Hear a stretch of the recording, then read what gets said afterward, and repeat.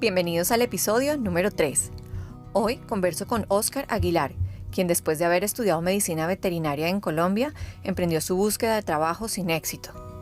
Una llamada de su tía cambiaría el rumbo de su vida. Ve por un café o un té y acompáñame en esta cálida conversación que tuve con Óscar. Bienvenidos. Bueno, Óscar, pues bienvenido y quisiera empezar porque nos contaras de dónde nace la idea de venir a Canadá. ¿Qué estaba pasando en la vida de Óscar por allá en el 2003, 2002 para decidir venirse a Canadá? Gracias, Cata. Gracias por la invitación. Bueno, vamos a ver cómo nos va con la historia. Ojalá no se aburra mucho. ¿Cómo comenzó? No, pues comenzó como yo creo que como la mayoría de gente joven de esa época, que recién graduados de universidad, mirando cómo qué iba a ser nuestro futuro, para dónde íbamos a coger, qué íbamos a hacer, y empieza uno a buscar todas las oportunidades de trabajo en Colombia y desafortunadamente la medicina veterinaria en Colombia, pues, bueno, en Colombia y en otras partes del mundo, pero más en Colombia, desafortunadamente no es una carrera, una, que sea muy bien paga y dos, que sea muy fácil de ejercer. Entonces, debido a eso, pues, se dio la oportunidad de venirme a Canadá. Tengo una tía acá que vive desde el 2000, tal vez del 2000, porque ella llegó antes de las Torres Gemelas. Entonces ella fue la primera que llegó acá y pues un día normal así, recibiendo llamadas en la casa, que llamó a saludar a mi mamá. Ella llamó y yo contesté como quien dice, por algo pasan las cosas en la vida, yo contesté y como que le expresé esa pereza, ese desánimo, esa como tristeza, desgano de que no sabía como que iba, para dónde iba a poder coger o qué iba a ser mi futuro en Colombia. Y ella sin querer, pues simplemente salió la frase típica de buena mamá, tía santanderiana: papito, ¿y por qué no se viene para Canadá? Entonces, pues simplemente como decir esa frase y me quedó la semilla, y yo creo que ese mismo día, cuando me acuerdo tanto, mis papás llegaron a la casa de trabajar, o sea, y les dije, me voy para Canadá, pero no pregunté, era como un ultimátum con quien dice, me voy para Canadá y me apoyan. Mi papá pues no lo tomó como muy normal. Mi mamá obviamente fue un golpe muy fuerte y ya no compensó que era molestando el comienzo, que era algo muy lejos. Yo tenía que 25 años. Bueno, pues no era un niño, pero o sea, los papás colombianos son un poco sobreprotectores. Y resultó paseo, casándome con mi novia, con Carolina, haciendo todo para poder hacer los papeles y poder arrancar para Canadá. Eso fue en una semana que, mejor dicho, se hicieron los papeles de lo que necesitaba traer, lo que necesitaba mostrar para que cuando llegara aquí el refugio, casarme con Carolina para poderla pedir después. Entonces fue casi una semana, fue una cosa muy caótica y como muy, muy impresionante, de mucho shock para todos mis amigos y toda la familia. Ok, bueno, vamos a poner un poquito ahí en contexto a la gente y es que Óscar recién se graduaba como médico veterinario y llevaba varias semanas, días buscando trabajo y pues no le salía nada. Y él había tenido, digamos que, unas situaciones, pues por la misma, porque él estudió medicina veterinaria, su práctica o su rural lo había hecho pues en zonas de alto riesgo en Colombia y pues esto lo puso también a él en una situación difícil allá y así fue que él decidió, pues, digamos que pedir el refugio. Cuéntanos, Oscar, cómo fue esa historia de llegar aquí como refugiado, por dónde arrancaste, cómo entraste, cómo fue. Bueno, la historia, yo arranco para Estados Unidos. Yo tenía visa americana.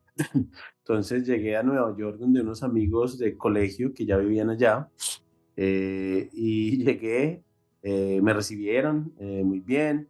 Ese día pues tenían que llevarme, pues la idea era llegar a Nueva York, saludarlos, estar con ellos y de ahí coger un bus hasta Buffalo, porque para pasar por la frontera de Buffalo, creo que había otras partes, pero digamos la parte que yo había investigado, lo que me han dicho era por la frontera de Buffalo.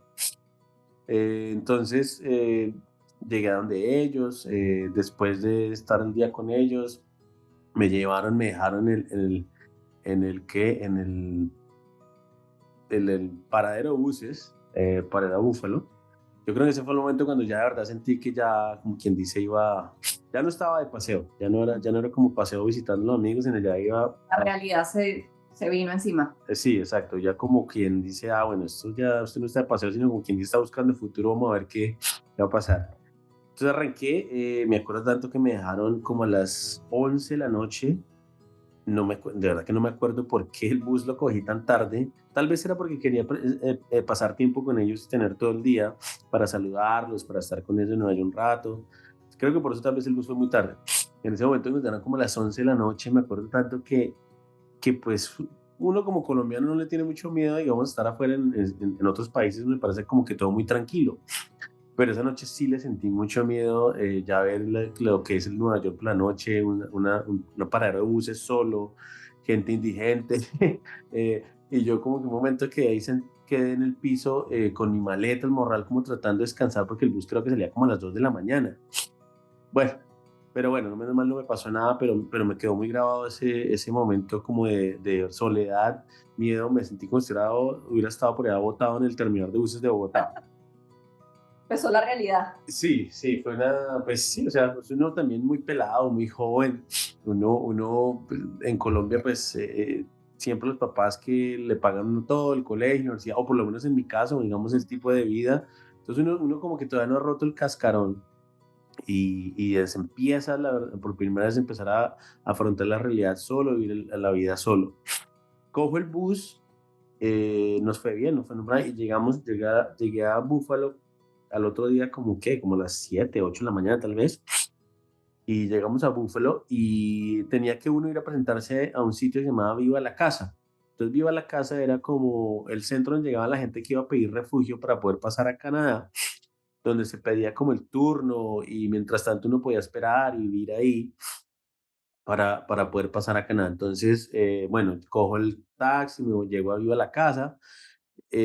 Pues es muy impactante. Lo primero que me impacta es llegar al barrio donde está Viva la Casa, porque yo siempre lo comparo cuando le cuento a los amigos, a la familia de ellos, digo, haga de cuenta como llegar a Venecia o a llegar por a Ciudad Bolívar.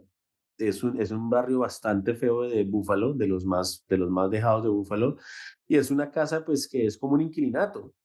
Entonces, ese es otro golpe, que si uno no viene pensando, uno viene preparado a eso, pues ese es otro despertar. Entonces llegamos a la casa, llegamos allá, lo atienden unas monjas, nos reciben unas monjas, le dicen no siga por acá, tranquilos, lo reciben en un cuarto y hay una charla. Y en esa charla entonces hay como un instructor, bueno, tal vez es la persona que maneja la casa, y empieza como a hablar de que la vida, de que porque está aquí, cómo va a ser el proceso, cómo nos vamos a comportar en esa casa.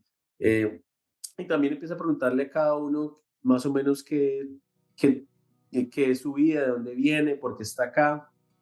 Entonces, me acuerdo también mucho que yo iba muy bien, honestamente no tenía no me sentía mal para nada, ni tristeza, ni soledad, ni que yo, para nada, yo iba como quien dice todavía como en ritmo de paseo. Y yo no sé por qué en un momento cuando me tocó a mí y me pregunté dónde venía, pues yo le dije, bueno, yo vengo de Colombia, y obviamente le preguntan a uno si viene solo, con la familia, y le digo, no, yo estoy casado, me acabo de casar, no tengo hijos y vengo solo. Y una señora paisa que estaba, una familia paisa que estaba al lado mío, no sé por qué, ella tal vez, claro, le dio como nostalgia y se le salió el comentario como que usted solo y solito nomás. Y a mí, yo no sé por qué sin querer queriendo, me llegó por el lado que era y me dieron unas ganas de llorar y empecé como a lagrimear. Entonces, claro, la señora más todo el mundo pensó que este pobre pelado debe venir de la guerra, mejor dicho, ¿de dónde será que viene? Porque estábamos en un salón de había gente de Sudán, había gente de Irán, había gente de Palestina, de todo el mundo. Entonces, claro, yo por dentro estaba como, me dio una melancolía, pero no me estaba pasando nada terrible comparado a la otra gente que estaba pasando, pero sin querer queriendo se me aguaron los ojos y se me, como que se me vino la realidad encima, de verdad, me hizo sentir como solo, la verdad, la señora sin querer queriendo. Ujú. Obviamente, pues todos vinieron a animarme y puede que, porque eso era muy, que íbamos para un buen futuro, pero en un momento sí me di cuenta como que yo creo que la mayoría de gente que me ayudaba, que me empezó a hablar, aparte de los colombianos, los que eran los palestinos, los sudaneses, ellos imaginarían que, mejor dicho, venía de una guerra, de un conflicto horrible, pobrecito, quién sabe qué le habrá pasado en la vida. Pero bueno, y bueno, ahí pasó. Entonces, después de esa charla, ya termina eso y le mostraron a todo el mundo, bueno, entonces estos son los cuartos, donde los hombres se van a quedar aquí, las mujeres se quedan en otro lado, las familias de pronto nos ponen la opción de quedarse en unos pedazos. Me acuerdo que si había cupo, entonces un cuartico se podía quedar toda la familia, pero había solo como un cuarto nomás, el resto tocaba todo el mundo en los cuartos, salones grandes, y pues yo honestamente cuando vi eso, era una situación Era como un bastante, campamento de refugiados, en un básicamente. campamento de Sí. refugiados y había de toda clase de gente, o sea, había gente que venía a Sudán que en su vida había tenido agua potable, Ujú. que mejor dicho que tenía con 15 niños y estaban durmiendo en el piso, una cosa, mejor dicho, no venía uno como preparado para eso, entonces a mí me empezó a dar como angustia y dije, bueno, yo aquí no me quedo. Y, y eso que yo presté servicio y yo cuando presté servicio en Colombia, pues en otras condiciones y uno se tiene que aguantar cosas, pero ni siquiera la casa era un poco tenebre, era una cosa difícil. Para los que no son de Colombia, prestar servicio es prestar servicio militar. En Colombia, cuando los hombres se gradúan del colegio o de la escuela, tienen que presentarse ante el ejército porque, bueno, en aquel entonces, no estoy segura si hoy por hoy, pero en aquel entonces prestar el servicio, Todavía existe. ok, es obligatorio, es un deber con la patria. Bueno, entonces, listo, estabas ahí y dijiste, no, yo acá voy a Sí, no, buscar la yo forma acá. de no quedarme aquí. No, pues claro, porque es que era una cosa, de verdad, bastante, o sea, yo decía, a mí, aquí me van a robar toda la ropa, me van a quitar todo por la noche, no que la van a matar a uno, pero yo decía, me quedo sin zapatos, sin ropa, Estabas muy intimidado por sí. esa situación, sí, claro. Entonces me fui a la recepción, bueno, a la entrada, la recepción que había una monjita ahí y le pregunté a la monjita y le dije, mire, madre, yo me tengo que quedar acá, o sea, uno tiene que dormir acá para poder pasar. Y me dijo, no, pero pues no, la gente no tiene recursos cuando viene acá, o sea, ahí entendí, bueno, ya entendí la mayoría de clase de gente que pasaba. Le dije, no, pero pues yo, si yo puedo, puedo llamar, claro. Entonces me prestó el teléfono y empecé a buscar hoteles, un motel, lo que quedara cerca, digamos, barato. Entonces empecé a buscar y empecé a llamar. Cuando yo empiezo a llamar, entonces la misma señora, la misma familia paisa que habían llegado conmigo, que estaba al lado, me escuchó hablando inglés. Entonces la señora se vino como corriendo, estaban parados ahí cerca y se paró e hizo el comentario, ah, ¿usted habla inglés? Ah, no, Dios mío, es que usted es el que nos va a ayudar, mejor de nada. Y se pegó unas mires que, y me ayudó a buscar tu hotel, nosotros tampoco nos vamos a quedar aquí en esta cosa, no, es que esto es la con los niños. Y dije, claro, no, tranquila. Entonces, y empecé a buscar un hotel y encontré un hotel para los dos, para, o sea, para mí y para toda la familia de ellos. Encontramos un motel cerca que nos quedara tampoco tan lejos de la frontera ni tan lejos de ir a la casa por si acaso y nos fuimos. Me acuerdo que ellos venían en un carro montado con U-Haul, traían hasta nevera, traían de todo, traían, pues era gente que venía a vivir en Estados Unidos. Ellos estaban, ya después me enteré, ellos vivían en Miami. Porque en eh, esa época, perdóname te interrumpo, porque en esa época hubo yo esto no lo sabía, pero hubo no fue de una diáspora, pero hubo un grupo muy significativo de colombianos al principio de los 2000 que emigraron de Estados Unidos a Canadá por refugio, ¿verdad? Sí, que era como más fácil para los colombianos en esa época, yo creo como desde el 98, 99 hasta el 2005, 2000, era mucho más fácil para los colombianos pasar como refugiados y más, inclusive si venían de Estados Unidos. Y eran, pero, porque yo he conocido varias familias que entraron así a Canadá hace 20 y algo de años, eran personas que llevaban, familias que llevaban años viviendo en Estados Unidos Años, y toda la como vida. no lograron, exacto, y como no lograron, digamos, un Estatus, estatus legal, decidieron entonces, pues correcto, sí, ok. pero años, o sea, toda la vida. Esta familia me creo que llevaban como casi 30 años Wow, viviendo en en Estados Unidos. Estados Unidos y tomaron la decisión. Por eso venían con ese carro, una van cargada de todo La vida toda completamente la en vida ese que han carro. hecho en Estados Unidos. Entonces traían cocina, traían nevera, traían todo. El hecho es que, bueno, me montaron el carro ahí como fue también cupe y nos fuimos para el hotel. Y llegamos al hotel y nos tocaba esperar más o menos una semana Mm. Ahí nos dijeron, cuando estábamos en la casa, nos dijeron que las citas para pasar, o digamos el turno para pasar, era más o menos una semana. Cuando mi tía llegó, años antes, eso era el mismo día, era directo, pero obviamente ya la empecé, notaba la cantidad de gente que empezaba a ver que entonces ya se demoraban casi una semana. Hoy en día no tengo ni idea cómo será el proceso, no tengo ni idea si será más difícil, más fácil, se demora menos. Ni debe existir seguramente, ¿verdad? Quién sabe, no sé, de verdad que sí, uno pierde mucho contacto con el. Sí, claro, uno ya hizo su proceso y la vida se le va por otro lado, que uno ya Mm. como que no sabe, no le llegan noticias de eso, ni se entera de esas cosas, pero creo que ya no es tan fácil como antes y ya no pues los colombianos llegan como tan fácil. Creo que para los venezolanos es un poco más fácil, pero bueno, puedo estar especulando, no sé. Ujú. Eh, y llegamos al hotel y esa noche, bueno, llegamos todos al hotel y yo me entro a dormir y esa noche me da la depresión de sentirme solo, de que quien dice, "Ay, sí, ya me hizo falta mi esposa, bueno, novia, esposa, mis papás, mis amigos, y como quien dice, yo, ¿qué estoy haciendo acá? Yo sí necesitaba hacer esto, yo sí tenía que venir para acá, si así de mal estaba, o fue que yo me aceleré, o por qué. Me empezó el existencialismo.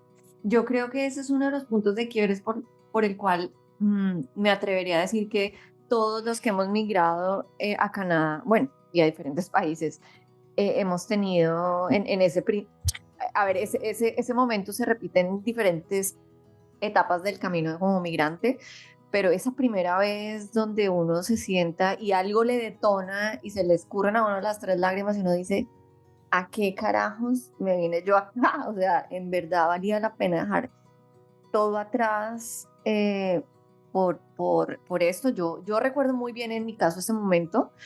Recuerdo que fue, y les voy a compartir a ustedes, fue, tal vez llevábamos 2 semanas. Yo llegué con mis hijos y mi esposo aquel entonces a Saskatoon. Y pues en un invierno bastante fuerte, estábamos como a -30 o -35, y una familia colombiana nos invitó a tomar chocolate en casa de ellos y fue, pues ese era un momento como muy tradicional en mi familia, ¿verdad? Como domingo, sábado, hacia el final de la tarde, todos reunidos, chocolate, café, perdón, queso, pan, arepas. Y pues cuando yo vi como todo eso, y esa generosidad de esta familia, para mí ese fue el momento. O sea, así como tú lo tuviste allí en ese hotel, para mí fue como ese momento que yo dije, ¿qué diablos estoy haciendo acá? Pero bueno, entonces retomemos, estaban ya en el hotel y te pasó así como ese gran momento. Sí, como la depre. Entonces me acuerdo tanto que como que al otro día yo casi me levanté tarde, fui, compré algo de almorzar por lo que quedara cerca, un Burger King, un McDonald's, y me metí al cuarto. Y la señora, la familia paisa, pues venían con todo, y me acuerdo que venían hasta con la abuela. Eh, Como por la tarde el otro día ella fue a golpearme a mirar cómo estaba. Y tal vez se dieron cuenta como que este pelado debe estar deprimido, no salió en todo el día. Y me acuerdo que llegó con una frijolada, o sea, no una bandeja paisa, pero una frijolada. Ellos llevaban preparados ya, eh, estaban preparados para lo que íbamos a pasar, el tiempo que íbamos a estar, eran mentalmente muy preparados, yo no.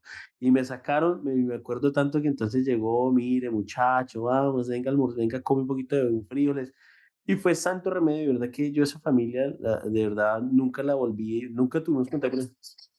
Se llamaba Luz, y me acuerdo, no era. Doña Luz, si nos escucha, por favor, aquí sigue Oscar viviendo en Canadá 22 años, 21 21 años años después. después. Un gran saludo para usted y su familia. Pero no me si Luz, ay, no, de verdad que el apellido era Luz algo. Típica familia paisa, paisa, paisa, señor, me he dicho entradores, no sé, nada los paraba, nada los desanimaba. Y entonces me fui a comer frijoles anoche, oye, santo remedio, con eso me cambió de una vez el ánimo, entonces al otro día nos fuimos, no muchachos, entonces vamos a conocer las cataratas del lado gringo, porque si no es por otro en Canadá no podemos volver al otro lado. Oye, y nos fui, claro, y como pues yo hablaba, gracias a Dios hablaba inglés, pues entonces yo era el traductor para todo lado, entonces fuimos a las cataratas, nos fuimos cerca de a Buffalo, al downtown. Todos los días hicimos plan como si estuviéramos de vacaciones. Entonces el resto de la semana se nos volvió ya casi como una cosa de vacaciones que era plana, conocer Buffalo, lo que queda cerca de Buffalo. Entonces eso me cambió completamente la energía, fue muy bonito. Ya la semana, al final de la semana, entonces por fin ya nos llamaron y nos dieron exactamente el día. Nos tocó el mismo día, menos mal. Menos mal, el mismo día salió para la cita para presentarnos en la frontera para pasar. Me acuerdo tanto que eso fue como un sábado, un domingo. Me acuerdo que era un fin de semana. Porque el esposo de mi tía, pues era para que fuera hasta recogerme y estar pendiente, entonces le quedaba fácil. Me acuerdo tanto de eso que no, como que no sufría de que alguien no pudiera ir a recogerme, porque fue un fin de semana. Llegamos, la cita, todos teníamos que llegar antes de las 6 de la mañana. Toda la gente que estaba citada para llegar antes de las 6 de la mañana, y llegaban a las 6 de la mañana y allá después ya lo iban llamando a uno, no había turno, sino lo iban llamando. Llegamos a las 6 de la mañana, muy puntuales, a las 6 de la mañana y ya estaba repleto, pero repleto, yo no sé cuánta gente había, pero por lo menos unas 40, 50 personas por lo menos, en una parte de pasada de frontera que es muy pequeñita, es una oficina muy pequeña que es como un limbo. Usted no está ni en Canadá ni en Estados Unidos, y queda uno en ese limbo. Y entramos todos y empezaron a llamar gente, ta, ta. A mí me atendieron a las 7:30 de la noche, Oh, Dios. sin un vaso de agua, sin nada, pero nada, nadie podía entrar porque estábamos completamente en un limbo hasta que nos definieran el estatus, si usted iba a pasar o no, le aceptaran que uno iba a pedir refugio o no. Entonces uno no podía decir como quien se me devuelvo o espere voy a comprar algo a comer, nada, encerrado, había un baño nomás y un garrafón y agua, todo el día sin comer nada. Cuando por fin, bueno, me pasan a mí, yo creo que obviamente me dejarían a mí de último porque era el único que no venía con familia, no tenía hijos, no tenía ni... Claro, el pelado joven, pues, Que se ¿será que, espere. será que le toca aguantar?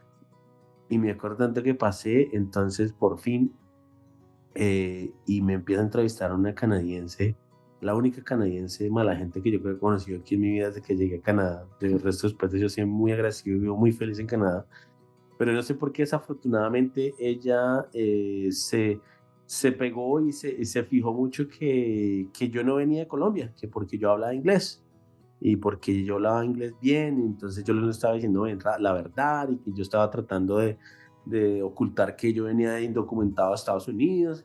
Y pues yo trataba de explicarle que mire mi visa, o sea, usted no tiene sistema, no, es que yo tengo que ir a buscar a mirar nada. Mejor dicho, me hizo sufrir, casi llorar, casi una hora. Yo creo que ya era la hora de ellos terminar de trabajar, lo que fuera, que yo creo que por eso nomás yo se apiadaría o lo que sea, o se aburrió, y por fin me dijo como que dice, bueno, bienvenido a Canadá. Uy, pero yo salí, pero molido, molido, o sea, sin comer nada, un hambre. El esposo de mi tía también, pobre, pobre señor, llevaba todo el día esperando, porque claro, yo le dije, llegamos a las 6, yo no sé cuándo, cuándo me pasen, pronto me pasan rápido. Él también estaba de las 7 de la mañana ahí y no se podía ir para ningún lado, ni dejarme, ni nada, porque quién sabe por qué celulares, o sea, Es increíble, yo creo que es en el único momento en tu vida canadiense en el que hablar inglés era un problema. O sea, aquí el que no habla, sí, el que no habla inglés acá es como que no la va a lograr, pero para ti hablar inglés al momento de cruzar la frontera fue como el gran problema porque no te creyeron nada. se me convirtió en karma. Mm, Porque claro, ella pues, decía, no, usted no, ella no entendía, yo trataba de explicarle, mire, es que ellos en Colombia hay colegios privados y a veces uno puede pagar y unos colegios que vienen con profesores americanos, y ella no, o sea, yo creo que ella no, pues sí, la ignorancia, no por ser, no llamar bruto a alguien, pero pues nosotros no somos importantes para que nada, entonces pues ellos no tienen ni idea qué será, cómo será Colombia, cómo pudieron en Colombia, entonces imaginan es tercer mundo. Y pues sí, fue un bloqueo, pues fue una experiencia fea, fue un recibimiento feo, lástima porque no, pues no, nunca he tenido una experiencia así con ninguna canadiense, ni cuando uno viaja en el aeropuerto, ni siquiera con los de migración, de verdad que son serios, pero es que esta señora sí, de verdad, me hizo, o sea, casi me hace llorar. Y yo dije, me va a volver, yo, pero ¿para dónde cojo? ujú. Bueno, yo pensaba, bueno, pues devolverse, pues bueno, será volverse otra vez a Colombia, pero decía, pero es que ahora me toca volverme otra vez solo y otra vez todo semejante, para una semana para nada. Sí, no, y tú ya tenías era el impulso de el proyecto de llegar acá y de empezar una nueva vida acá. Bueno, a mí esa historia siempre me ha parecido como para escribir un libro, la verdad. Ahí Oscar no la contó muy rápido, pero los detalles de cómo fue cada cosa y obviamente este tiempo en el podcast no nos da para tanto detalle porque lo que se viene ahora también es muy interesante. Cuéntanos un poquito, Oscar. Bueno, ya estás en Canadá, estás viviendo con tu tía. eh, ¿Cómo te ubicas en el primer trabajo? O sea, ¿cuál es tu primer trabajo? ¿Cómo empiezas esa vida laboral aquí en el país? Eso, pues eso también es, eso, bueno, como todo, ¿no? Entre todos siempre ha sido una salvación que mis papás, gracias a Dios, les daré las gracias toda la vida que mi mamá tuvo esa visión que fuera como fuera, ella siempre quiso que que fuéramos bilingües, que estuviéramos en un colegio bilingüe. Y fue al comienzo una cosa muy dura para mis papás poder costear eso y ya después la vida les mejoró mucho y fue más fácil, pero el comienzo fue durísimo. Pero bueno, el inglés es un arma de verdad que es impresionante cómo me abrió puertas o cómo pude manejarme sin ningún problema. Cuando llego a donde mi tía, claro, entonces es un mundo donde mi tía y y unos primos que llegaron, todos llegaron con cero inglés. Ellos llegaron fue a hacer el proceso de la mayoría de gente que hace el proceso que le toma un tiempo aprender el inglés, se demoran por lo menos un año, 2 años, donde están todavía con la asistencia del gobierno, van a la escuela, claro, mientras antes de arriesgarse a buscar un trabajo. Yo llegué, sin mentir, Cata, yo llegué yo pasé el 9 de septiembre del 2011 y Del me 2003. del 2003, perdón, Ujú. 2003, el septiembre 9 de 2003. Y yo al otro día yo ya iba a buscar trabajo, pero me tocaba esperar el permiso de trabajo. Ajá. El permiso de trabajo se demoró un mes. Entonces, me acuerdo que ese mes, y apenas llegó el permiso de trabajo, yo empecé a llamar. Me acuerdo tanto que mi tía y mis primos decían, pero hermano, ¿estás seguro que va a buscar trabajo? Pero es que si pues, si se busca trabajo pierde la asistencia. Y me acuerdo, yo decía, pero es que yo no vine a, yo, no- o sea, yo no vine a que estudiar de la asistencia. Ujú. ¿Y por qué tengo que esperar otro mes? Es que después no les van a, después la asistencia. Los entiendo mucho, claro. Yo me imagino que para ellos el comienzo, pues claro, dejar esa ayuda es el limbo, es una incertidumbre. Bueno, y que me quedo sin trabajo ya nomás, es saltar de verdad al Al vacío. vacío, sí. Pues menos mal yo no lo veía así, tal vez porque no tenía familia, estaba solo, joven. Pues dije, no, pues yo me vine fue a trabajar, si no me hubiera quedado en Colombia, Ajá, viendo con lo que mi papá lo mantengan a uno. ajá. Eh, el hecho es que, bueno, llamé esa misma noche, empecé a buscar trabajo y al otro día llamé a una cosa donde decía que necesitaban técnicos agrícolas o trabajos agrícola o con experiencia de técnico veterinario. Y dije, esto es lo mío, aquí puedo entrar. Tú dijiste, esto, Es esto fue perfecto. claro, y yo ya se llamaba Premium Pork y ya quedaban Lucan. Y yo llamé, y yo me acuerdo tanto que llamé y no me contestaron del mensaje, y a los 35 segundos la señora me llamó de una vez. Sí, buenas tardes. Entonces me dijo, ¿usted fue el que acaba de llamar? Sí. ¿Usted es de colombiano? Sí. ¿Usted es veterinario? Y dije, sí, claro, sí, pero seguro es veterinario. Y yo sí, después ya no entendí por qué preguntaba eso.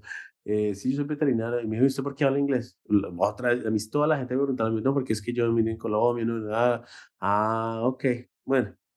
¿Cuándo pueden ir? No, pues si quiero yo hoy mismo hago la entrevista, listo. Entonces me fui a presentar la entrevista y lo mismo, mi tía y mis primos me decían, pero seguro va a dejar la asistencia porque es que después no la vuelve a recibir. Yo decía, no, sí, es que tranquilo, pues yo no, menos mal, pues no tuve que depender de eso, o sea, es que ni siquiera lo alcancé a usar porque fue un mes, yo traía los ahorros que, bueno, ahorros no, los que mi papá me habían mandado y pues gracias a Dios con ellos siempre Te me apoyaron. apoyaron en todo. Entonces con eso llegué, presenté la entrevista y la señora en la misma entrevista me dijo, listo, ¿cuándo puede comenzar? Le dije, no, pues que mañana. Mañana el gerente de la granja lo espera en la granja que va a trabajar a las 5 de la mañana. Y yo, uy, bueno, está bien. Y arranqué, bueno, el otro día arranqué, me acuerdo, yo esa noche me puse es que a repasar nutrición de porcinos, la gestación, nutrición, vacunación, manejo gestación, no, mejor dicho, yo pensando que mejor dicho, me van a corchar. Pues claro, uno estudia veterinaria, mucha gente no sabe que el que estudia medicina humana, pues solo ve una especie, solo ve Ujú. la especie humana y demás. El veterinario en todos los países por lo menos ve cinco por lo menos. Y no hay ningún veterinario en el mundo que salga perfecto en los cinco. Eso es paja, no hay ninguno. Todos los veterinarios sabemos eso. Cuando salimos, uno tiene que encajarse por algún lado, en grandes, pequeños, Mm. exóticos, para poder tener el mínimo nivel de conocimiento que tiene un médico humano.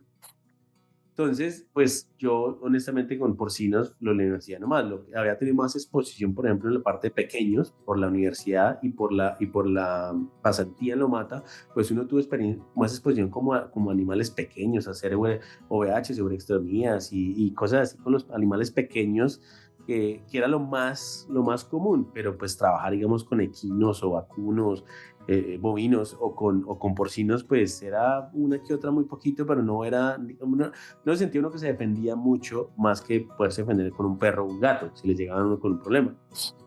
Entonces yo estudié esa noche, yo me acuerdo que menos mal, bueno, menos mal o no, pero pues me traje los libros, esos libros me pesaron, que mejor dicho, tocó, me acuerdo que tocó pagar exceso de equipaje para Nueva York, después de Nueva York para Google, todo el tiempo me tocó pagar exceso de equipaje porque eran 4 tomos de una de especies grandes y otros pequeños, de pequeños, eran 4 tomos del Y tú tamaño de dices, la vale Biblia. la pena. Yo dije, no, pues menos mal los traje.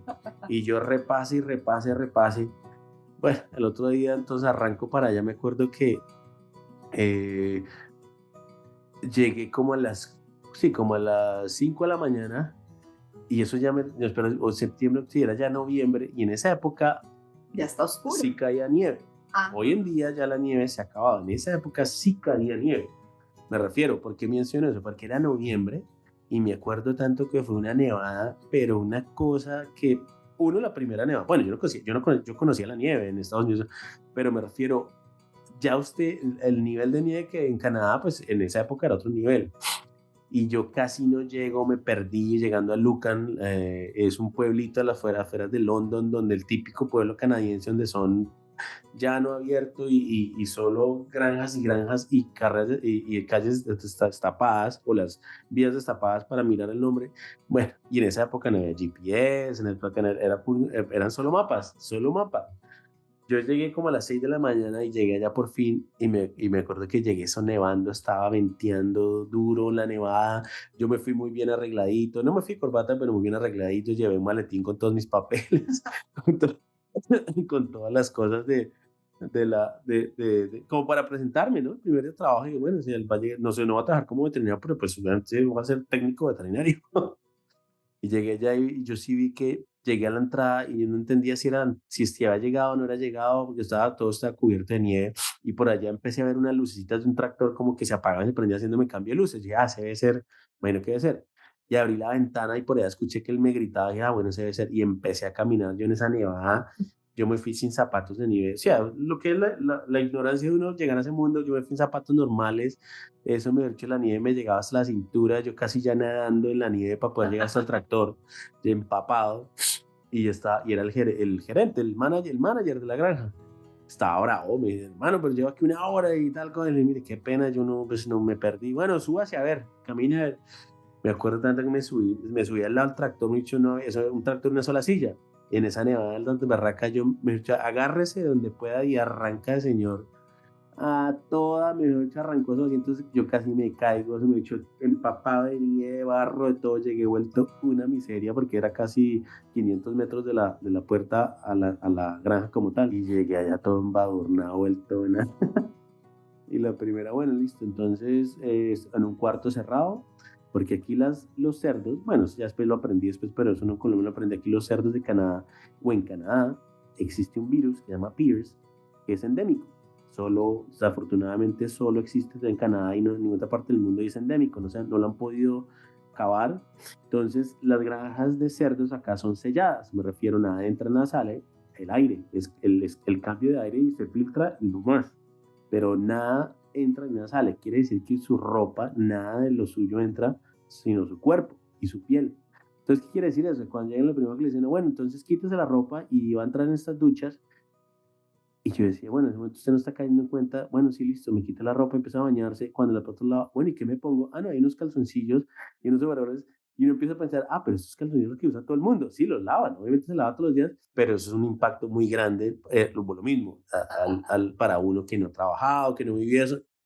En mi mundo eso, pues ponerse los calzoncillos de otra persona que así estuvieran lavados es una cosa, como, o sea, ¿cómo se le ocurre? Jamás, jamás se me hubiera ocurrido ponerme los calzoncillos que eran más, más usados. Entonces, bueno, ese fue el primer despertar de póngase los calzoncillos, póngase el overol, bañarse y bueno, y empieza a darme el tour por toda la granja, mostrarme los salones, las cerdas, los cuartos de gestación, los cuartos de preñez. Y yo, mientras él iba hablando, pues yo sí trataba como tratar de dar el apunte, de sí, claro, mire, cuánto está el porcentaje de preñez, yo creo que de pronto se van unas cosas a hacer aquí, el nivel de materia seca para las marranas, para que tengan una mejor ovulación. Bueno, yo le empecé a dar unas cosas, a decir como para mostrar que yo entendía que lo estaba hablando. Y yo sí me daba cuenta que si no me miraba como quien dice, no le estoy preguntando como para qué me dice eso y Ujú. no le estoy parando bolas. Y él me trataba de como mostrarme aquí que están los cuartos como para que no me perdiera. Entonces lo chistoso, o a lo que va el cuento, o lo que Cata quiere que cuente es que cuando termina todo el proceso, pues yo feliz como dice, bueno, todo el tour, simplemente me dice, bueno, ahora coja esa pala y empieza a limpiar toda la mierda marrana de aquí hasta el final.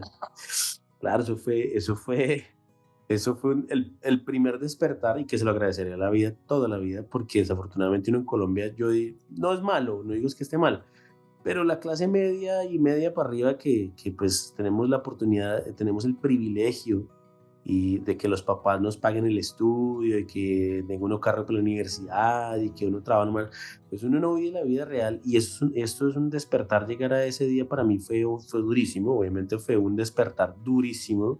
Yo me acuerdo que yo casi me pongo a llorar ahí mientras recogía eso. En mi vida había trabajado uno de obrero. Ese día llegar a la casa, pues uno a llorar, a sentirse, yo a qué me vine acá, qué locura, y la pena, ¿no? Era Ujú. cómo es de uno bueno, inocente o de inmaduro, que a mí me daba pena contarle a mis papás, a mi hermano, a mis amigos, nadie, ni a Carolina le conté, me daba pena contarles que mi trabajo era, sí, entré a trabajar y estoy trabajando de obrero en una granja de cerdos. Sí, es fuerte. Me tomó unos meses tomar esa realidad, pero lo bonito fue el primer mes que me llega el sueldo, por mucho o poco que fuera, era la primera vez que yo tenía un sueldo mío. Ujú. Era la primera vez que yo he hecho plata por mí mismo. Y eso fue el primer inicio de que empieza a cambiarle uno, bueno, pues no me morí, ¿no? O sea, Sí. mire, un mes y no le pasó nada, duro, claro, es obrero, vaya, tal cosa, pero no le pasa nada. Y empecé a darse cuenta de que por más de que trabajo en obrero, oiga, pero alcanza para pagar un arriendo sin ningún problema, alcanza para pagar la cuota del carro sin ningún problema, alcanza para pagar el mercado lo que quiera comer sin ningún problema. Entonces, eso también le abre los ojos, diga, es que en Colombia un obrero, sí, es que vivimos en otro mundo. Un obrero, de verdad, es una persona que vive con muy, muy poco. Sí.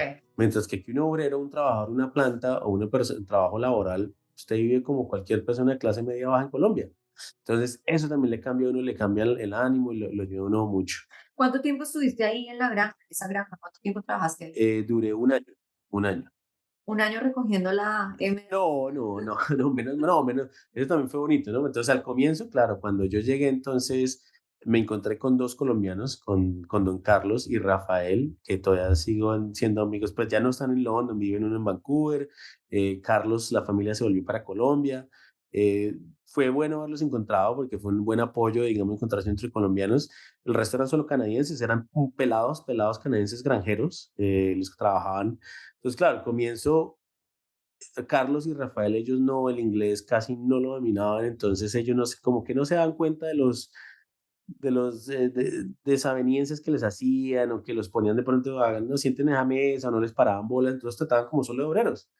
Entonces cuando yo llegué, pues claro, yo entendía todo, yo hablaba con los otros de igual a igual, y empieza un poquito por más de que los canadienses son muy bonitos, son de muy buen corazón, de todas maneras el granjero americano o canadiense es gente tosca, es Ujú. gente que a veces dice comentarios sin darse cuenta que así no sea, así lo quieran uno llamar racista o no, pues tiene sus comentarios. Entonces, claro, pues uno le empieza a dar como esa rabia de probarse, de que no, espere, es que usted no tiene ni idea que nosotros, o sea, yo tengo bachillerato y universidad. Sí, entonces, claro, entonces, usted es veterinario, ¿cómo es que es veterinario? Ningunos creían que yo era veterinario. O creían que era un veterinario que de pronto estudiábamos en los árboles y que, de Sí, hecho, sí, era sí. cualquier cosa así. Entonces, yo hice ese trabajo, digamos, de obrero, porque también aparte de limpiar la caca de los cerdos, tocaba castrar los marranitos, alimentar las marranas, era todo lo que hacía, o sea, el obrero. Pero yo al mes, por cosas de la vida, suerte, como sea, estaba limpiando un día las marraneras donde llegan las marranas preñadas, y había una granjera que se llamaba Andrea, Andreita, le decíamos Andreita, una niña muy bonita, de descendencia holandesa, muy linda, pero granjera, atravesada y sucia como ella sola. pero sucia, pero una cara de muñeca impresionante, pero era pues, granjera, granjera. Y ella estaba haciendo la preñez de las marranas con un ecógrafo a color. Cosas como esas para yo decía impresionante. Yo estudié en la San Martín, pero inclusive conocí la Salle y la Nacional. Un ecógrafo a color era una cosa que, mejor dicho, la tenía la Dover, que era una de las veterinarias, digamos, más plays de Bogotá o de resto eran ecógrafos en blanco y negro. Y esta pelada haciendo es que ecografías, mirando sí, verificando el nivel, si las marranas estaban preñadas, una por una con un ecógrafo a color y no tenía ni idea cómo usarlo. Entonces ella miraba y miraba y miraba y ponía, entonces yo me puse como que, y me puse ahí a limpiarle parábolas y esta pelada no tiene ni idea que está mirando, si me ocurre decirle, Andreita, ¿usted qué está mirando? Ella era muy buena gente, pero era muy gente, no, es que yo miro aquí tal cosa, ¿quiere que le enseñe? Y yo le dije, sí, bueno, muéstrame qué es lo que está haciendo. Y yo le dije, Andreita, lo que pasa es que lo está haciendo mal. Y ¿por qué? Es que a mí me dijeron que buscara las bolitas. Yo le dije, sí, que las bolitas está bien, pero es que las bolitas no está mirando, anatómicamente está mal, lo que estás mirando es el recto. Entonces estaba mirando, ella estaba contando todas las bolas de heces de la marrana como si fueran marranitos. Entonces, claro, el porcentaje de preñez lo tenían como un 46, 47%, porque marrana que ella decía que estaba preñada, no estaba preñada. Entonces ese mismo día me le fui al gerente, al manager. Él también era buena gente, pero era buena gente, para que yo no era mala. Entonces, mire, yo sé de esta tal cosa, déjeme. Y entonces él como que en cierta forma, bueno, está bien. La otra semana hago unos días. Oye, me fui unos días a hacerlo y sin yo ser el más experto, porque obviamente también uno tiene que crear una cierta feeling para poderle más tacto, pero así nomás con lo de la universidad y con el conocimiento básico de no entender qué es la anatomía de la cerda y qué es lo que está buscando y cómo se funciona con un ecógrafo, ultrasonido, esa vaina yo empecé, claro, empecé a buscar dónde era, y eso subió casi como al 85%. Para eso, para ellos ser una vaina, mejor dicho, la panacea. Desde ese día yo jamás volví a coger una pala, jamás, pues, que ya entonces ya mi trabajo era chequear la pendiente de la marra. Entonces ya yo me la pasaba, entonces ya uno se ensuciaba tanto. Ya era una granja, pero se tanto si me lo pasaba con el ecógrafo para arriba y para abajo. Me acuerdo que nos reíamos con Carlos y Rafael, me mamaban gallos. Y decía, no, es que el doctor, ya el doctor ya no, como el doctor ya no trabaja, me promovieron, pero fueron muy buena gente. Y empecé a hacer eso. Y entonces, claro, empezó a eso, ya empecé, claro, uno empieza ya a animarse, empieza a darse una cuenta de la vida que, bueno, yo estoy viendo en Canadá, empiezo ya a enfocarme de cuándo llegar a Carolina, determinó mi proceso de mi residencia, mi ciudadanía, entonces ya se empezó a olvidar que es obrero. ¿Cuánto tiempo estuviste con ese estatus de refugio? Nosotros, bueno, acá no somos expertos en la materia, pero me parece muy interesante compartir, si bien esto pasó hace 21 años y seguro que los tiempos han cambiado, ¿durante cuántos meses o cuántos años estuviste con estatus de refugio y recibiste entonces tu residencia permanente? Pues fue exactamente 2 años y 3 meses. ¿Por qué sé que es exactamente 2 años y 3 meses? Porque es exactamente el tiempo. Bueno, mentiras, no fueron 2 años y 3 meses, fueron 2 años y un mes. Fue exactamente el tiempo que se demoró que Carolina llegara, mi esposa novia. Porque hasta que yo no tuviera la residencia no la podía pedir a ella. Entonces, por eso me acuerdo tanto. Fueron 2 años y 3 meses para que me saliera la residencia y ya con esa residencia la pude pedir y después la ciudadanía ya me fue a los otros como 2 años, como a Ujú. los 5 años ya tenía ya ciudadanía. Pero pues sí, esa parte entonces yo manejaba el ecógrafo y ya como a los 6 meses entonces ya pues yo ya hacía muchas cosas, cambié muchas cosas con lo poco que uno sabía y uno también empezaba como a mejorar y ya pasé a ser pues Farrowing Senior, que era como quien dice un supervisor. Entonces, entonces yo ya manejaba hasta los canadienses. Hay una cosa que yo quiero que nos compartas y es que si bien no pudiste o no quisiste o el proceso de homologar tu título como médico veterinario en Canadá, pues no lo hiciste. Digamos que siempre el camino, la vida te ha llevado como por el camino de trabajar con animales y de aportar tu conocimiento como médico veterinario a los diferentes roles que has tenido en las diferentes empresas o compañías en las que has trabajado.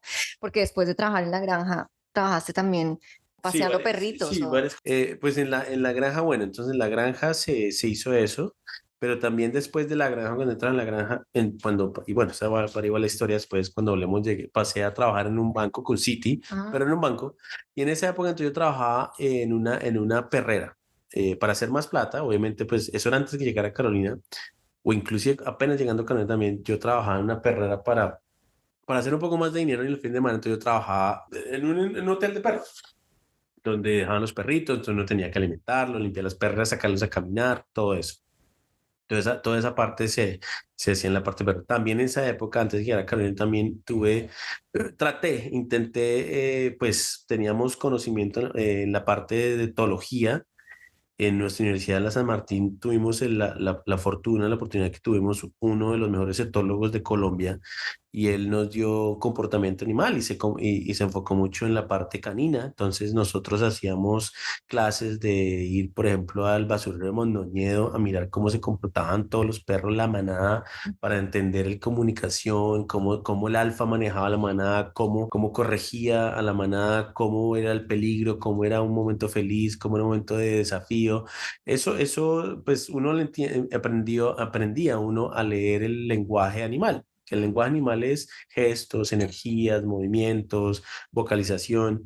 Y con eso entonces yo cuando llegué acá, pues le tuve buen feeling a eso, y creo que no soy un experto, pero sí obviamente comparado a una persona en cero, pues uno sabe muchísimo más, y los animales, los perros pueden leer mucho más fácil. Entonces intenté incursionar en eso mientras trabajaba con el Citigroup. Tuve por ahí unos 3 o 4 clientas, y en la cuarta clienta fue cuando ya yo me di cuenta que no era por ahí. ¿Por qué? O sea, afortunadamente, y esto no es solo en Canadá, esto es en Canadá, Colombia, en todo el mundo. El 99% de las personas no entienden que es tener una mascota, y solo la ven como mascota, no entienden que es un perro. Por más de que lo quiera cambiar, darle nombre, consentirlo, un perro es un perro, y él solo sabe hablar perro y solo sabe comportarse como perro. Entonces, cuando uno está tratando de ayudarles con problemas de comportamiento de los animales, que mire, es que mi perro salta mucho, que es que mi perro ladra y ladra y ladra todo el día, que es que mi perro se orina, pues uno lo que está tratando de corregir en cierta forma no es al perro, uno corrige o trata de enseñarles al humano para que pueda copiar eso y el perro entienda, pero no toda la gente le gusta eso. Tenía el trabajo, ya había salido a trabajar los cerdos, me cansé de trabajar en los cerdos, pues porque era también, aparte era un trabajo de granja, Ujú. y entré a trabajar en ese banco.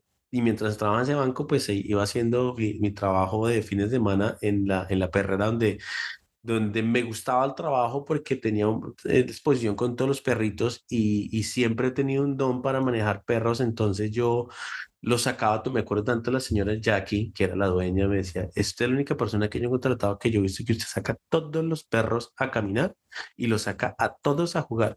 Y es el único que saca a todos los perros o a la mitad de perros a que jueguen juntos". Y yo no me meto allá, me da nervios, me da miedo que pronto se agarren. Y yo le dije: "Tranquila". Y nunca pasó nada, pues porque aprendí, y uno puede aprender a manejar una manada. Entonces me gustaba mucho ver eso, cómo esos perritos gozaban, jugaban y podían tener un buen tiempo en el hotel de perros, porque pues desafortunadamente, bueno, lo que voy a decir, mucha gente, ojalá no le cambie la forma de pensar la próxima vez que van a dejar un perro en una perrera o en un hotel. Muy seguramente es casi mínimo que si dice que le saquen al perrito a dar una caminata, que me lo saque a jugar. Es muy poco los que de verdad lo van a hacer eso. El perro más mayoría del tiempo va a estar encerrado en el kennel. No es que lo van a pegar ni lo van a maltratar, pero no lo van a estar sacando como usted se imagina, que van a estar pendientes de ese perrito y juegue con él 3 veces al día. No, No están porque, así. porque son muchos perros. Entonces usted no tiene tiempo para hacer eso, a menos que usted los saque todos al tiempo y tenga confianza. Pero el canadiense le da mucho miedo, porque si un perro se agarra con otro perro, pues usted es el responsable. Bueno, vamos a avanzar un poco en la historia tuya laboral en ese país, y es que, y ese es otro capítulo de la historia de Oscar que a mí me gusta mucho cómo él lo cuenta, y es, él hoy en día trabaja en una compañía multinacional, tiene un cargo de manager, pero la forma en que tú cuentas, o cuando tú me contaste a mí cómo fue que conseguiste ese trabajo, me parece también como muy, muy emocionante, y creo que es una experiencia por la que muchos hemos pasado o muchos han pasado, que deja una enseñanza muy grande de no perder la esperanza, ¿verdad? Una de las cosas que uno aprende mucho en este país, o personalmente yo aprendí mucho en este país, es a recibir nos como respuesta. Yo en Colombia no, pues digamos que si se quiere, tuve la fortuna en muchos aspectos de mi vida, la cosa fluía mucho, ¿verdad? Las oportunidades se daban, las puertas se abrían.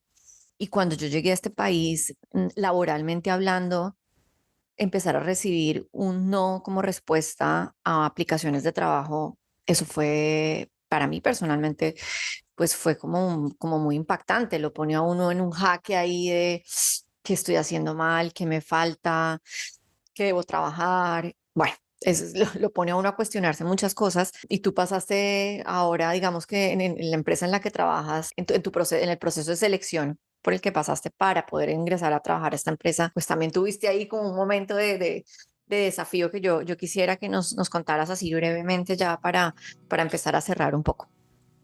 Antes de llegar a Cargill, vale la pena mencionar que yo entré a trabajar, digamos, como para mostrar lo que dice Cata, que estamos en un buen país, las oportunidades a veces uno cree que no llegan, pero van pasando, quiera o no quiera, en este país se progresa. A las buenas o a las malas, pero todo el mundo progresa.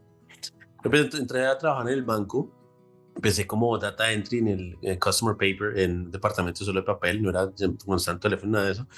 Y empecé como entry. Después, entonces, la empresa le daba la oportunidad, si uno quería estudiar, me pagaron el Administration in Business. Entonces, yo estudié en Fancho, saqué el título de Business en Fancho y después ya pasé a ser Workflow Coordinator, que era como un supervisor. Y ya estaba ahí yo pensando que ya de pronto, pues por aquí va a ser mi carrera y mi carrera de trabajo y pues ahí vamos adelante.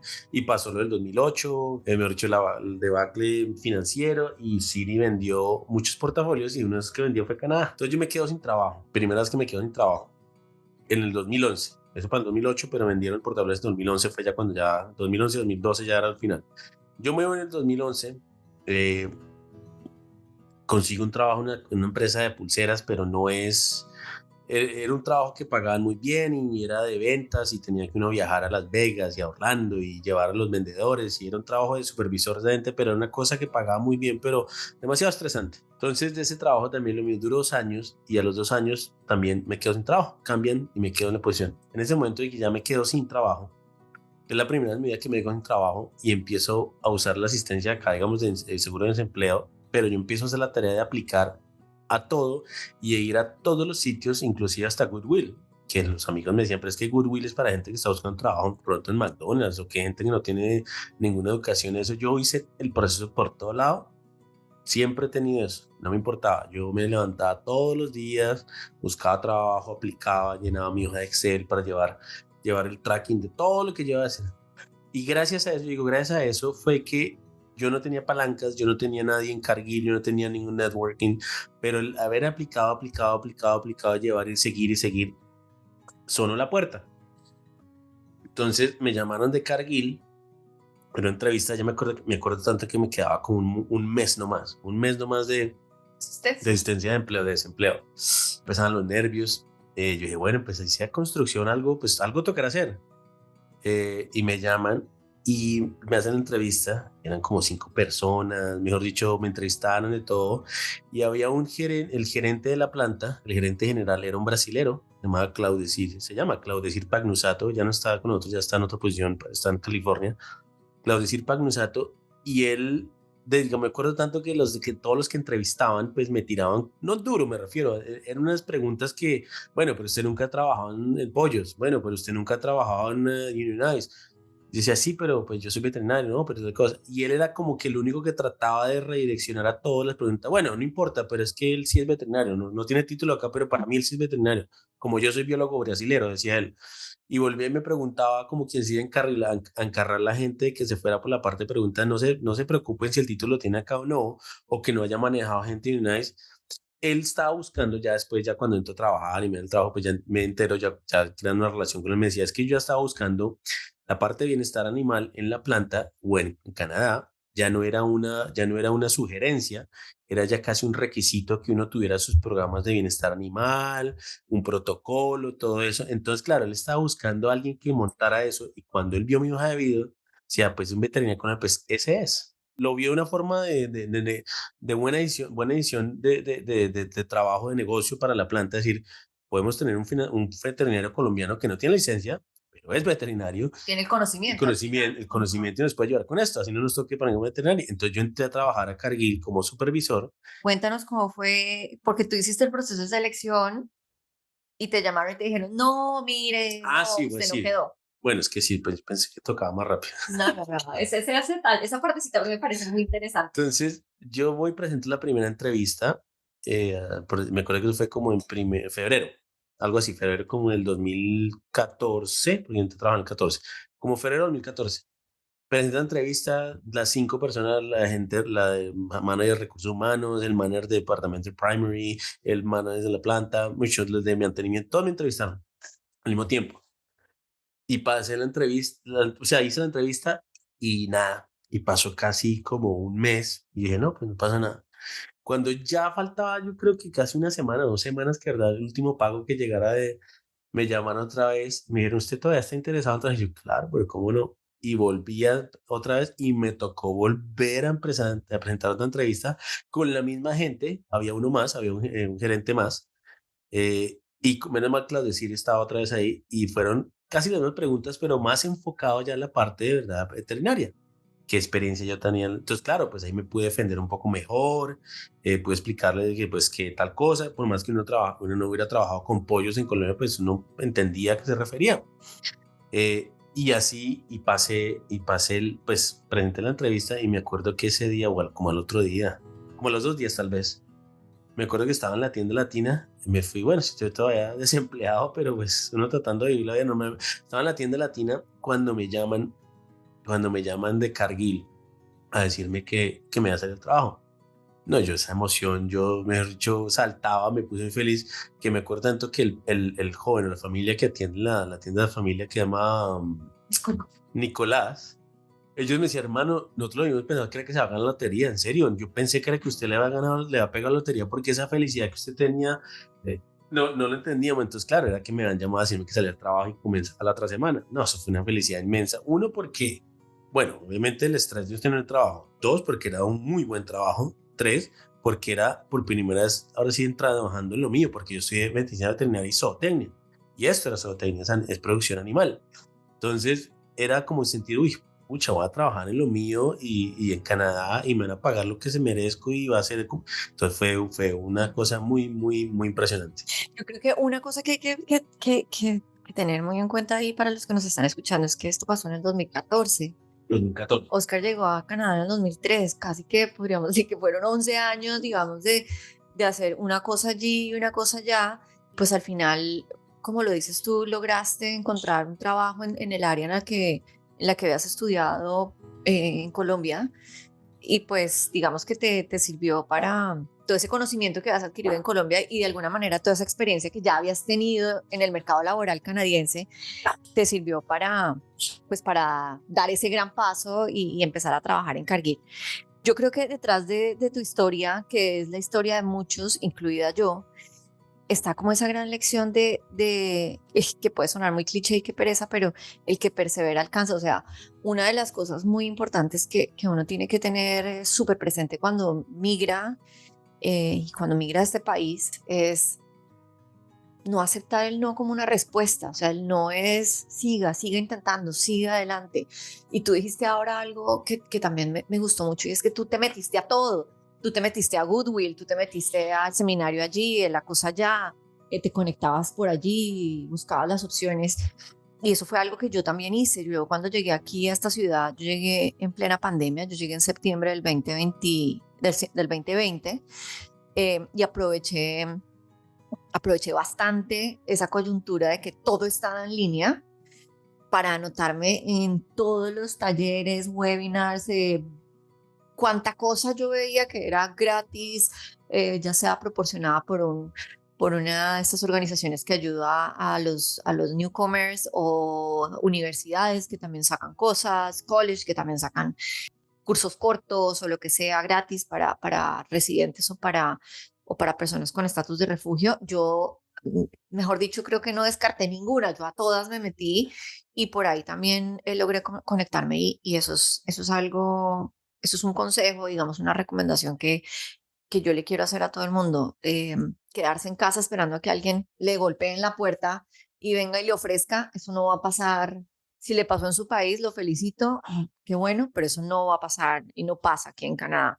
Bueno, ya para cerrar un poco, yo quiero que me compartas, Oscar, cuáles son esas dos personas que tú has conocido en tu proceso de Canadá que tú dijiste, esos fueron dos grandes ángeles o salvadores o dos personas que me tuvieron y me dieron ese voto de confianza y me ayudaron a avanzar un poco más en mi proceso. Pues yo diría la primera sería Mónica Pierce, fue la primera manager que yo tuve en el banco. Ella fue la primera porque fue la primera que, como quien dice, me empujó o creyó en mí, me dijo, mire, usted está para más cosas y aplique más cosas y usted no quiere estudiar y ¿por qué no estudia? Nosotros lo apoyamos. Entonces ella fue la primera que me abrió los ojos para seguir y no simplemente solo trabajar y hacer plata, sino simplemente para poder avanzar también. Y ella fue, digamos, que me dijo que quiere estudiar y ahí fue que terminé sacando mi degree de Business and Financial y después con ella fue que pude ya entonces el voto de confianza y aplicar a poder ser ya supervisor en el banco.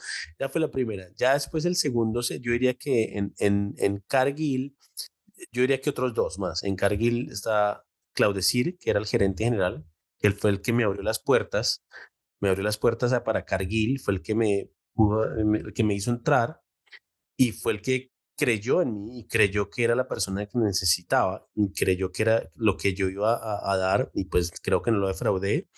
Y después también fue el primer jefe que tuve que es un vietnamita, un cambodiano, que también fue una persona muy transparente, muy humilde, muy honesta, que me dejó brillar, que me dejó hacer y brillar lo que hice en la planta y no tomar ninguna protagonismo ni robarse ninguna idea o de lo que dice y me dejó brillar para que la gente que estaba más arriba, que inclusive Claudio Pagnusato, vieran lo que yo podía ofrecer y gracias a ellos dos es que estoy donde estoy en la planta, por eso pues pude llegar a ser gerente de operaciones y yo creo que ellos son las personas que en la parte laboral es la gente que digamos me abrió las puertas y sí, esos ángeles que uno consigue Ujú.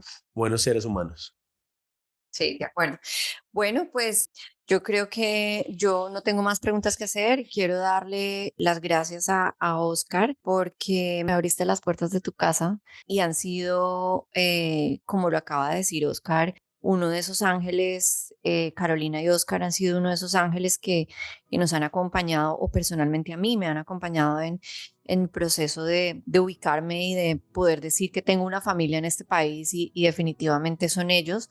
Tenerte aquí hoy o que tú me tengas a mí hoy sentada en la sala de tu casa haciendo esta entrevista o teniendo esta charla, pues es para mí algo muy importante y te quiero agradecer mucho el espacio, tu tiempo y que hayas compartido esta historia con nosotros. Gracias, Cata. No, pues muy linda, muchas gracias. Es palabras muy lindas y no, pues agradecer también la compañía, la amistad que nos has dado. Tú también, obviamente, no creas, por más de que digamos ya esté uno muy acomodado acá, pues tener a alguien que uno conoció de su infancia, que llegue acá, que lo acompañe, también nos has brindado mucha alegría y mucho ánimo para nosotros dos también. Gracias por pensar que creer que tengo algo que aportar con mi historia y que ahora la gente lo escuche y se dé cuenta que podemos llegar muy lejos acá, inclusive más lejos. Hay gente que tiene, me imagino, historias más impresionantes que las mías, han llegado mucho mejor, pero que simplemente estamos en un gran país y que ojalá sigamos progresando y un saludo para todos y muchas gracias por el tiempo.